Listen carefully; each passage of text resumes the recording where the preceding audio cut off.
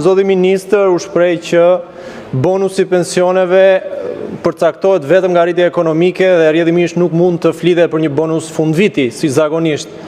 Ndërkohë nga kryeministri një postim pastaj që u shpërndaj gjerësisht dhe nga deputetët e tjerë të Partisë Socialiste, flitej për bonus fundviti që do vazhdoj të jepet pra. Pyetja ime është, a do vazhdoj të jep në shifrat që ka qenë? Në qoftë se, a ka ndryshuar diçka në për llogaritjet tuaja? Po flas me të vjetra, që na kuptojnë pensionistët. 150.000 lekë të vjetra për pensionet e ulta nën 200.000 lekë dhe 100.000 lekë të vjetra për pensionet më të larta se kaq.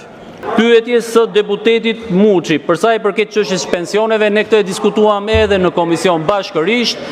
Bonuset e pensioneve përcaktohen në muajin shtator me aktin normativ, pasi është bërë një vlerësim i zhvillimit ekonomik nëntmujor të vendit për të parë nëse ka apo jo mundësi shtetit. Sipas ministrit, cilat biznese do kategorizohen për ta përfituar atë që quhet ulje nga 15% e tatimit mbi fitimin në 5%, që duhet të deklarojnë 18% rritje të fitimit për vitin pasardhës në administrat, cilat biznese përveç industrisë së madhe të ndërtimit, sipas mendimit të tij, cili biznes tjetër mund të kategorizohet dhe të përfitojë nga kjo që në thonjza do të quaja paqja fiskale. Faleminderit.